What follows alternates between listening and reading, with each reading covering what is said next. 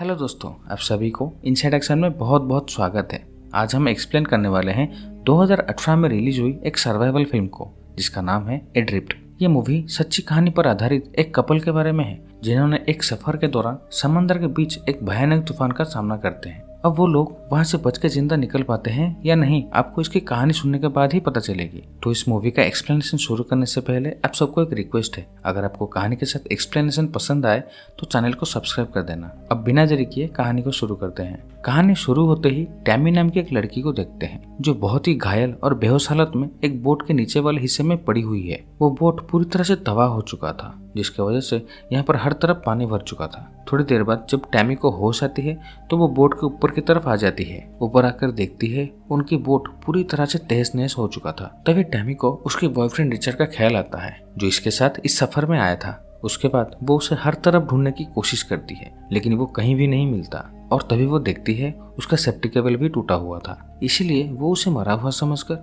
वहीं बैठकर बहुत रोने लगती है। फिर यहाँ से हम 5 महीने पहले की कहानी देखते हैं जहाँ पर टैमी की कहानी दिखाई जाती है। टैमी को समंदर में सफर करना, नई नई जगह एक्सप्लोर करना बहुत पसंद थी। वैसे तो वो कैलिफोर्निया से बिलोंग करती थी पर इस वक्त वो ताहिती नाम के एक आइलैंड पर घूमने आई होती है। वो समंदर और नेचर को प्यार करने वाली एक लड़की थी जो एक जगह बिना रुके दुनिया की हर जगह पर घूमना चाहती थी। यहाँ पर उसको बोट मरम्मत करने की जॉब मिल जाती है जिसे अपनी गुजारे लायक और घूमने लायक पैसे जोड़ लेती है। एक दिन उसकी मुलाकात रिचर्ड नाम के एक लड़के से होती है जो अकेला ही समंदर में सफर करता था। उसको भी टैमी की तरह समंदर और नेचर से लगाव था, इसीलिए वो भी अक्सर नई जगह घूमता रहता था। पहले दिन की मुलाकात से ही ये दोनों एक दूसरे को लाइक करने लगे हैं और अगले दिन दोनों साथ में रिचर्ड के बोट पर डिनर करते हैं। वहीं पर बातों बातों से पता चलता है कि ये बोट रिचर्ड ने खुद बनाया है, जिसे सुनकर टैमी काफी इम्प्रेस होती है।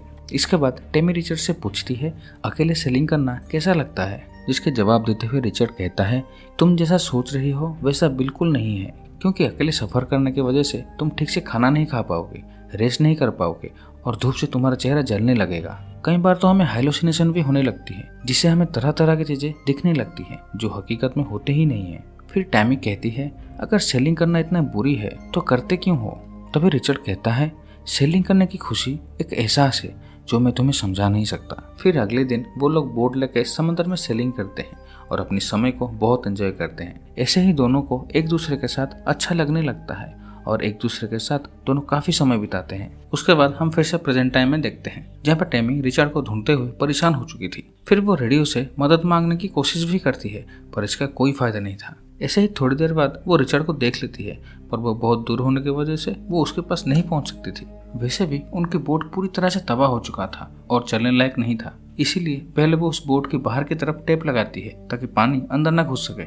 उसके बाद वो बोट के अंदर से सारा पानी पंप करके बाहर निकालती है और बोट को चलाने लायक मरम्मत करके रिचर्ड को बचाने की कोशिश में लग जाती है। रिचर्ड के पास पहुंचते ही वो एक रस्सी बांधकर पानी में कूद जाती है और वो उसे किसी तरह से बोट के ऊपर लाने में कामयाब हो जाती है। लेकिन तभी वो देखती है रिचर्ड बुरी तरह से घायल हो चुका था और उसके पैर की हड्डी भी टूट चुका था। उसके बाद वो उसके पैर को पट्टी करती है और उसके घाव को साफ करती है। उसके बाद फिर से हम फ्लैशबैक की सीन देखते हैं जहाँ पर एक दिन इनको एक बूढ़े कपल्स मिलते हैं जो कि कैलिफोर्निया से यहाँ तक अपनी बोट से आए हुए थे, पर अब इन दोनों को किसी अर्जेंट काम से लंदन निकलना होगा। इसीलिए वो लोग रिचर्ड से कहते हैं कि हम लोग प्लेन से लंदन जा रहे हैं, अगर तुम हमारे बोट को कैलिफोर्निया तक पहुंचा दो तो तुम्हें $10,000 मिल जाएंगे। इस डील को रिचर्ड तुरंत मान लेता है पर वो वापसी में इनसे 2 प्लेन के टिकट डिमांड करता है। दरअसल वो अपने इस सफर में टैमी को रहना चाहता था, इसीलिए उसने 2 टिकट की मांग किया था और वो कपल्स भी रिचर्ड की शर्त पर राजी हो जाते हैं। फिर शाम होते ही सब लोग उस बोट पर मिलते हैं जिसमें वो लोग जाने वाले थे। यहाँ से कैलिफोर्निया की सफर पूरे 4000 मील की थी, इसीलिए वो लोग अपने साथ बहुत सारा खाना पानी और कुछ जरूरी सामान ले लेते हैं। फिर अगले दिन अपने लंबे सफर में निकल पड़ते हैं और उसी रात को रिचर्ड टैमी को शादी के लिए प्रपोज करता है। जबकि टैमी भी उसे प्यार करती थी, वो खुशी खुशी मान लेती है और शादी के लिए राजी हो जाती है। फिर अगले दिन यहाँ का मौसम धीरे धीरे बिगड़ने लगता है। तब रिचर्ड देखता है इनके बोट के ऊपर एक पक्षी आकर गिरता है, जिसे देखकर दोनों बहुत हैरान होते हैं क्योंकि ये लोग इस वक्त किनारे से बहुत दूर होते हैं जहाँ पर किसी पक्षी का होना भी असंभव था। तभी रिचर्ड बोलता है कि शायद इन तेज हवाओं की वजह से ये पक्षी उड़कर यहाँ तक आ गया होगा। इसके बाद इनको रेडियो से न्यूज मिलता है कि इनकी तरफ एक बहुत बड़ा तूफान आने वाला है जो कि तब तक का रिकॉर्ड किया गया सबसे बड़ा तूफान था। इसलिए रिचर्ड और टैमी एक नया प्लान बनाते हैं प्लान के हिसाब से ये लोग तूफान से दूर घूम के जाने वाले थे, पर इनको ये नहीं पता था कि ये लोग जिस तरफ जा रहे हैं तूफान उस तरफ मुड़ने वाला है। अब देखते ही देखते शाम तक तूफान भयंकर रूप से बढ़ने लगा है। फिर भी ये दोनों किसी तरह से बोट को कंट्रोल करने की बहुत कोशिश करते हैं, पर समुद्र की लहरें इतनी बड़ी होती है कि इनकी बोट लहरों का सामना नहीं कर पाता। जैसे रिचर्ड देखता है इतनी बड़ी लहरों का सामना करना बहुत खतरनाक है, तभी वो टैमी को बोट के अंदर जाने के लिए कहता है। जैसे ही टैमी बोट के अंदर जाती है तब एक बहुत बड़ी लहर आकर इनके बोट से टकराती है और इनकी बोट को पलट देती है। इस भयानक टकराव से रिचर्ड पानी में गिर जाता है और टैमी बोट के अंदर बेहोश हो जाती है। इसके बाद हम प्रेजेंट टाइम में देखते हैं, जहां अब इन लोगों को समंदर के बीच फंसे हुए 2 दिन हो चुके थे। फिर जब टैमी मैप देखती है तो उसे पता चलता है कि वो लोग भटक चुके हैं। फिलहाल जिस जगह पर ये लोग हैं वहां से सैकड़ों मील तक कोई आइलैंड नहीं था और उनके आसपास भी कोई शिप का रूट नहीं था। इसका मतलब ये लोग पूरी तरह से इस विशाल समंदर में एक टूटी हुई बोट में फंस चुके हैं। इसीलिए टैमी मरने के डर से रोने लगती है, पर रिचर्ड दिलासा देते हुए कहता है हमें कुछ नहीं होगा। फिर अगले दिन टैमी पानी का बहाव और मैप देखकर पता लगाती है अगर ये लोग ऐसे ही चलते रहे तो इनको कैलिफोर्निया पहुंचने में महीनों लग जाएंगे। इसलिए टैमी हवाई आइलैंड की तरफ जाने को कहती है, क्योंकि इनके पास इतना खाना पानी नहीं होता जिससे ये लोग महीनों तक इस टूटी हुई बोट पर जिंदा रह सके। फिर जैसे ही दिन के बाद दिन बीत रही होती है वैसे इनका खाना और पानी खत्म होने लगता है। इसीलिए रिचर्ड कहता है कि जल्द ही हमारा खाना और पानी खत्म हो जाएगा और हम लोग भूख से मर जाएंगे। इसीलिए अब हमें मछलियां पकड़ना चाहिए, नहीं तो हम लोग भूख से ज्यादा दिन जिंदा नहीं रह पाएंगे। तभी टैमी मछली खाने को मना करती है क्योंकि वो वेजिटेरियन होती है, पर रिचर्ड उसे समझाते हुए बताता है इस हालत में हमें ज्यादा से ज्यादा प्रोटीन खाना चाहिए। इसीलिए टैमी रिचर्ड की बात मानकर मछली पकड़ने के लिए पानी में कूद जाती है, पर वो काफी देर तक बहुत कोशिश करने के बावजूद एक भी मछली नहीं पकड़ पाती। इसीलिए वो निराश होकर बोट पर आ जाती है। अब थोड़ी देर बाद वहाँ पर बहुत तेज बारिश होने लगती है। ये दोनों यहाँ पर जी भर के पानी पीते हैं और अपने आगे की सफर के लिए काफी सारा पानी इकट्ठा भी कर लेते हैं। फिर जब शाम को दोनों पास बैठे होते हैं तब रिचर्ड कहता है शायद तो मुझे नहीं मिली होती तो तुम आज इस हालत में नहीं फंसी होती। जिस पर टैमी रोती हुई कहती है फिर तुम कभी भी मेरे यादों में नहीं होते जो मैं नहीं चाहती। इसी तरह से उनको समुद्र में फंसे हुए 29 दिन हो चुके थे। उसी रात को जब वो लोग सो रहे थे तब एक आवाज सुनकर टैमी उठ जाती है। तभी वो देखती है उनके पास एक बहुत बड़ा कार्गो शिप गुजर रहा है। वहीं पर वो फ्लेयर चला के उन्हें मदद मांगने की बहुत कोशिश करती है, पर वो शिप नहीं रुकता और थोड़ी दूर जाकर अंधेरे में गायब हो जाता है। तभी टैमी समझ जाती है कि वो हेलुसिनेट कर रही है, जिसे जानकर वो बहुत दुखी होती है। फिर अगले दिन जब टैमी रिचर्ड के घाव को चेक करती है तो वो देखती है उसके घाव अब सड़ने लगे हैं और उसकी हालत भी बुरी तरह से बिगड़ने लगी है।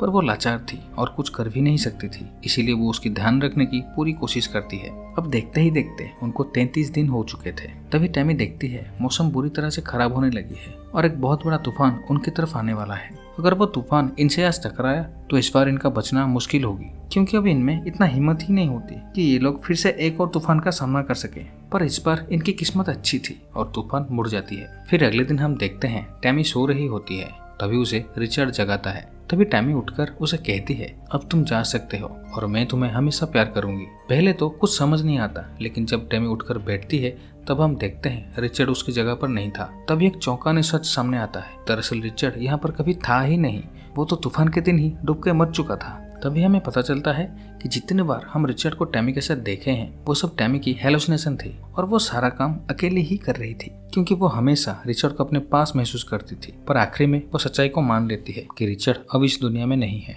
इस बोट पर वो अकेले रहना सीख चुकी थी, जहाँ पर वो अपने लिए रोज मछलियां पकड़ती थी और हर दिन एक नई मुसीबत का सामना करती थी। लेकिन टैमी में कहीं ना कहीं एक भरोसा था कि एक दिन वो यहाँ से बच के निकल पाएगी। ऐसे ही करते करते उसको समंदर में पूरे 41 दिन हो चुके थे, लेकिन आज इसके साथ कुछ ऐसा होने वाला था जिसके बारे में उसने कभी सोचा नहीं था। तभी उसके बोट पर एक पक्षी आकर बैठ जाती है, जिसे देखकर उसके चेहरे पर मुस्कान आ जाता है। पहले तो उसे लग रहा था शायद ये किसी तरह का हेलुसिनेशन होगी, पर जब वो दूरबीन से देखती है तो तब उसे जमीन नजर आती है। वो जो देख रही थी वो विश्वास नहीं कर पा रही थी, लेकिन ये हकीकत था। तभी टैमी दूर एक शिप को देखकर फ्लेयर चलाती है और जोर जोर से चिल्लाने लगती है, जिसे वो लोग देख भी लेते हैं और उसे बचाने के लिए उसके पास आते हैं। पहले शिप में बैठे हुए लोग टैमी को खाना और पानी देते हैं ताकि वो खाने के बाद उसमें थोड़ी सी एनर्जी आ सके। अब इतने दिनों के बाद वो पहली बार खाना देखकर वो पहले उसकी स्मेल लेती है और बाद में खाती है। उसके बाद वो लोग उसके बोट को बांधकर किनारे पे ले लेते हैं। फिर हम कुछ दिनों के बाद का सीन देखते हैं, जहाँ अब टैमी पूरी तरह से ठीक हो चुकी थी और वो वापस ताहिती आई थी। ये वही जगह थी जहाँ वो रिचर्ड से मिली थी और जहाँ से ये लोग अपना सफर शुरू किए थे।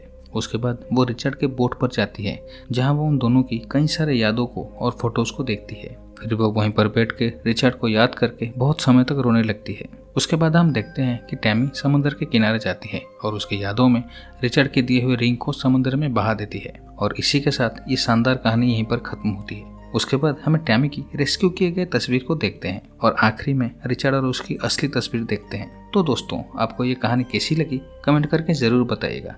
और अगर आप लोगों ने यहाँ तक सुन लिया है तो प्लीज सब्सक्राइब कीजिएगा। तो मिलता हूँ आपसे अगले वीडियो में। Take care. और हाँ, इसी तरह का सर्वाइवल फिल्म का लिंक आपको डिस्क्रिप्शन बॉक्स में मिल जाएगी, तो देखना ना भूलें।